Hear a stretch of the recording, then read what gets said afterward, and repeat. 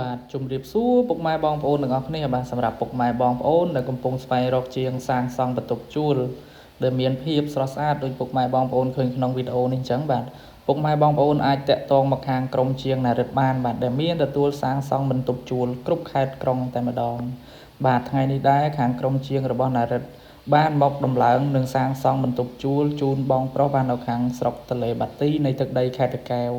បាទបន្ទប់ជួលនេះគឺមានទំហំ4x4បាទគាត់ធ្វើប្រភេទមុខតលគ្នាបាទប្រអួយគាត់ប្រើប្រភេទប្រអួយស័ង្កសីសាមញ្ញ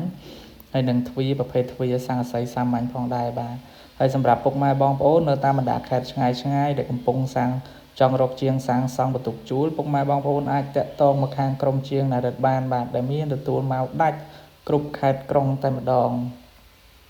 បាទបន្ទប់ជួលនេះគឺមកដាច់តែម្ដងទាំងទឹកទាំងភ្លើងទាំងសំណង់ទាំងដែករៀបប្រព័ន្ធទឹកប្រព័ន្ធភ្លើងជូនមកស្អាតតែម្ដងបាទបន្ទប់ជួលនេះគឺចិត្តរួចរាល់ហើយពុកម៉ែបងប្អូនបាទគឺជាងចាប់ផ្ដើមបិទការ៉ូហើយនឹង